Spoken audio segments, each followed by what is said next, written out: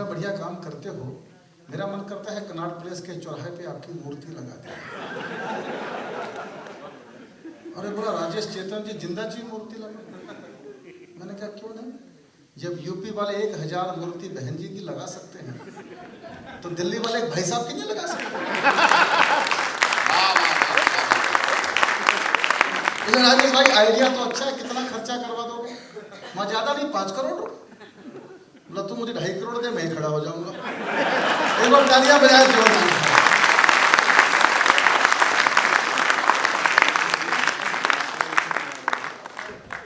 गणतंत्र के अवसर पर इससे अच्छा आयोजन नहीं हो सकता, मैं बात बताऊं ईमानदारी से।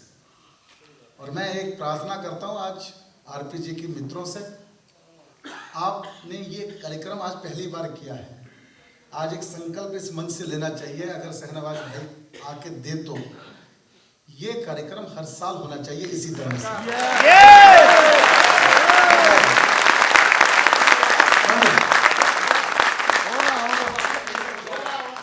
दोस्तों मैं 2 लाइनों से अपना काव्य पाठ आरंभ करता हूँ, समय की सीमाएं हैं।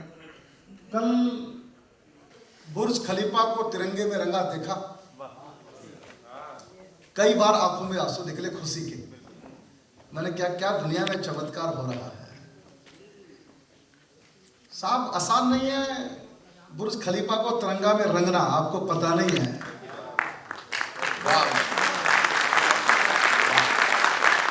हम समझ तो गए थे प्रधानमंत्री इतना मूर्ख तो नहीं है, प्रोटोकॉल तोड़ के एयरपोर्ट पे लेने जा रहा है तो कोई खास आदमी आया होगा।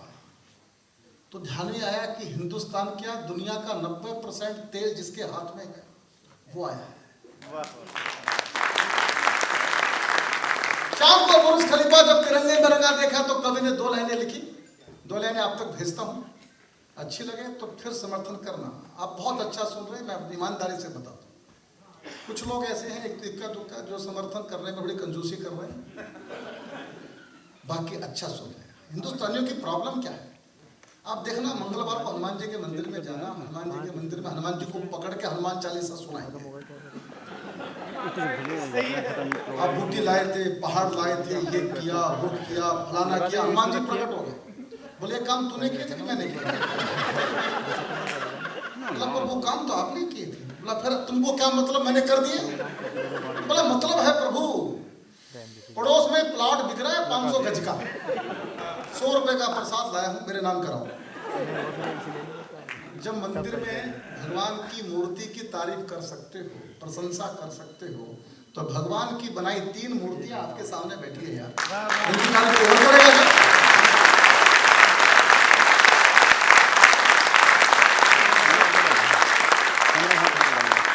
दो लाइनें सुनिएगा।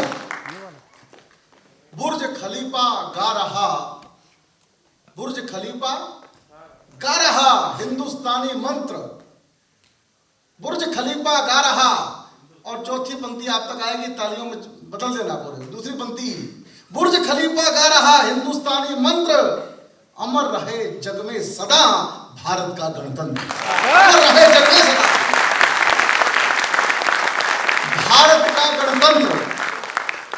दोस्तों समय की सीमाएं निर्धारित हैं, उससे भी बात करनी है। राहुल भैया ने उंगली दिखा दी थी, अच्छा होता वो भी, इनकी 6 उंगलियां होती है नील की तरह, तो 10 मिनट फालतू मिल जाते हैं।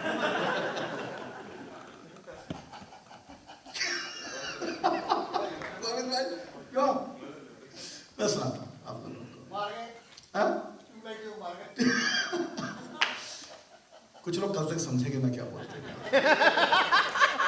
हमको समझना इतना आसान थोड़ा। मैं एक नोटबंदी पे ताजा कविता आप लोगों को सुना रहा हूं, ये इतनी ताजा इसमें से भाप निकल रही है। मैं बोनी कर रहा हूं इस कविता की, देख के पढ़नी पड़ेगी। नोटबंदी पे इससे अच्छी कविता शायद आपने ना सुनी हो। ये बात मैं इसलिए कह रहा हूं कि मैंने लिखी है। सुनिएगा, मंच का विधान चाहता हूं, दोनों बहुत मेरे साथी बहुत मन से इस कार्यक्रम से जुड़े हैं। सुनिएगा, आप किसी भी पॉलिटिकल पार्टी के हो, मुझे कोई फर्क नहीं पड़ता। मैं एक बात कहता हूँ, यहाँ पर जो आ गए आरपीजी में, भारत माँ का बेटा बनकर यहाँ पर बैठा है।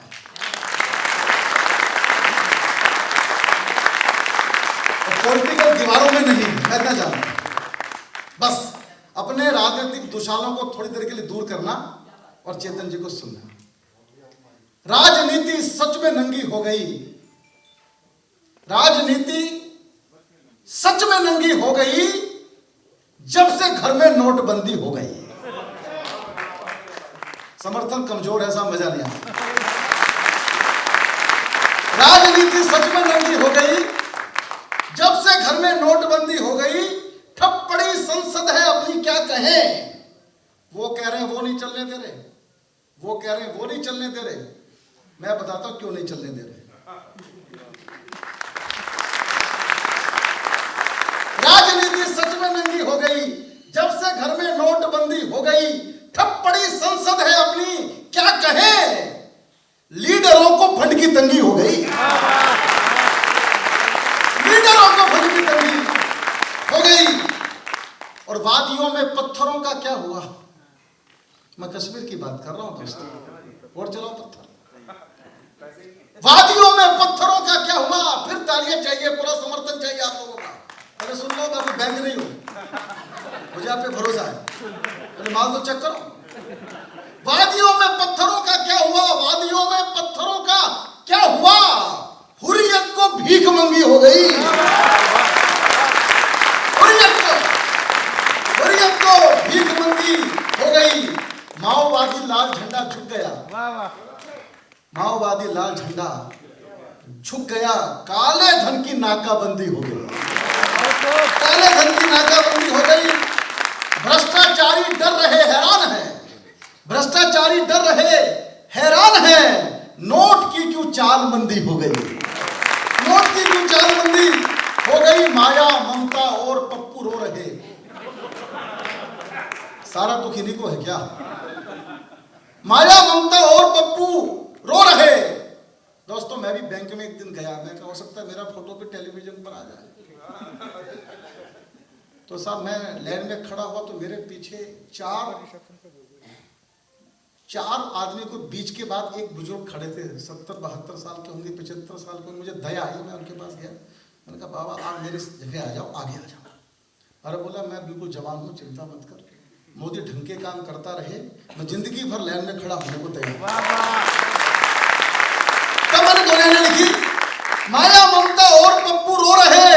क्यों रो रहे। माया ममता और पप्पू रो रहे। मोदी जनता जुगलबंदी हो गई, मोदी जनता जुगलबंदी हो गई। और दोस्तों पतियों के आगे छिपा धन आ गया। ये नोटबंदी महिलाओं ने करवाई है, मैं बताना चाहता हूँ। हमारे यहाँ एक मंदिर है महाराष्ट्र में, शनिचर भगवान का, शनि भगवान का, शनि सिग्नापुर। वहां पर महिलाओं का प्रवेश नहीं था। नहीं माननी, बोले जाएंगे जाएंगे। गई महिलाएं सारी की सारी, शनिचर पीछे लग गया, सारा माल निकाल लिया इनका।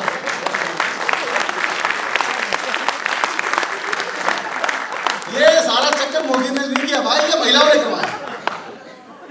सुनिएगा, पतियों के आगे छिपा धन आ गया। मेरे एक दोस्त है साहब, उनकी पत्नी ने अपने बेड में से 4.25 करोड़ रुपया निकाला। सच्ची घटना बता रहा हूं। 15 करोड़ रुपया लोन था बाजार का, 4.25 करोड़ रुपया बेड के अंदर। उसी दिन बाजार गया, मोदी का फोटो खरीद के लाया, बेडरूम में लगाया, माला पहना के आगे अगरबत्ती जलाई। मैं गया, मैंने ये क्या कर रखा है। बोला मेरा भगवान हो गया, 4.25 करोड़ निकले हैं, मैं तो जिंदा हो गया। मैंने कहा भाई ये फोटो ड्राइंग रूम में लगा, बेडरूम के लायक फोटो नहीं है ये, बेडरूम में दिखने जगह लगाओ यार, तो बाहर जा। पतियों के आगे छिपा धन आ गया, पत्नियों की घेराबंदी हो गई और शादियों में सादगी आने लगी। अपने आप ही काम ठीक हो रहा है। शादियों में सादगी आने लगी। नोट पर जब से पाबंदी हो गई और 56 इंची सीना फिर दिखने लगा, फिर से मोदी की बुलंदी हो गई। कविता ठीक लगी आप लोगों को? पास कर दो दोस्तों। बस मैं आखिर की 5 मिनट आपके लेना चाहता हूं, फिर हम सब भोजन करेंगे। और मैं भी उसी के चक्कर में आया हूं। ये तो काम में लगा दिया आप लोगों ने फालतू में। अमेरिका के राष्ट्रपति ट्रंप ने एक बात कही, भाई अमेरिकन हायर अमेरिकन, सुना आप लोगों ने? मैं एक हिंदुस्तानी होने के नाते उस बात का जवाब देना चाहता हूं। मैं अमेरिका जाता रहता हूं, मेरा शो था पिछले दिनों फिलाडेल्फिया में, इसलिए बताना पड़ता कहीं आप ठोकी में ना लेंगे।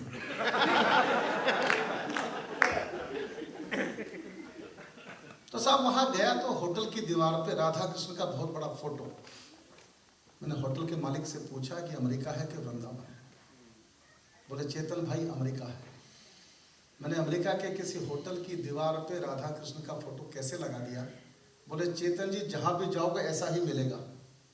मैंने भी ऐसा क्या कर दिया? बोला अमेरिका के 70% होटल हिंदुस्तानियों ने खरीद लिए हैं। क्या बात है।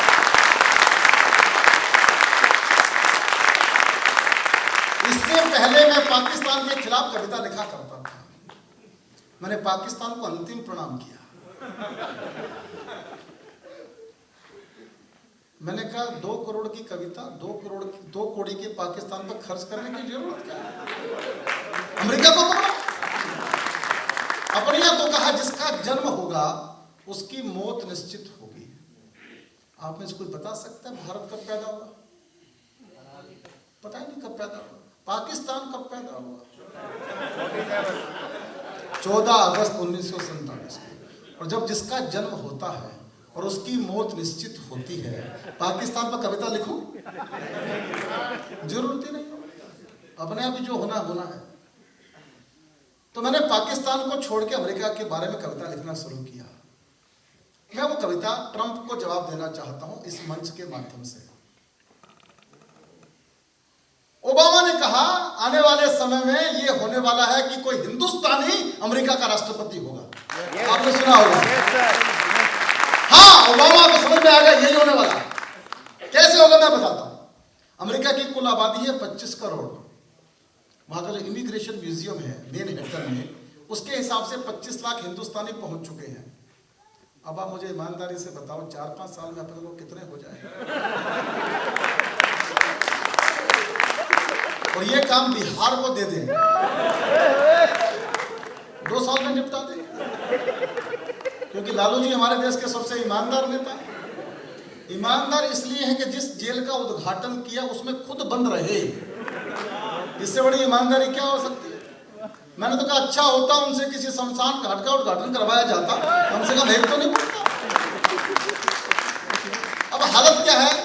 होटल हमारे, डॉक्टर अपने हैं, 5 लाख डॉक्टर हैं, 5 लाख। और आपको सुन के अच्छा लगेगा, अमेरिकन लोग अपने डॉक्टर पे कम भरोसा करते हैं, भारत के डॉक्टर पे ज्यादा। डॉक्टर हमारे, सॉफ्टवेयर हमारे, इंजीनियर हमारे, पॉलिटिक्स में भी लोग पहुंच गए हैं। वो भी जिंदल का नाम आप लोगों ने सुना होगा।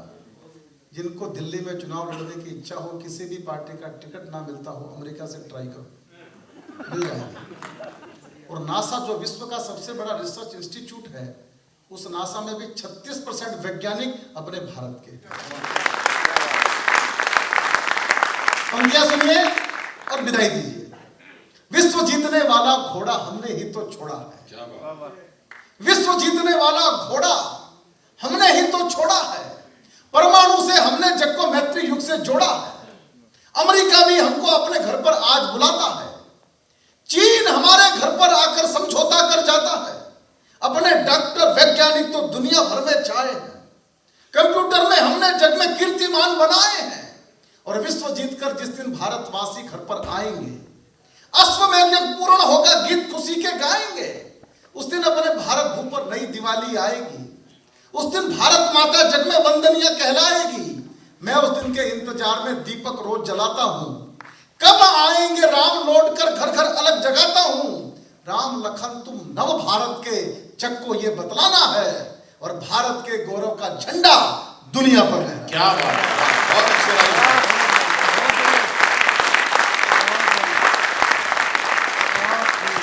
बहुत बहुत धन्यवाद। Thank you very much. एक बार सब कवियों के लिए मिलकर तालियां बजाइएगा। जोरदार तालियां, खड़े होकर के जोरदार तालियां। और आप सबका यहाँ बहुत बहुत शुक्रिया, बहुत बहुत शुक्रिया।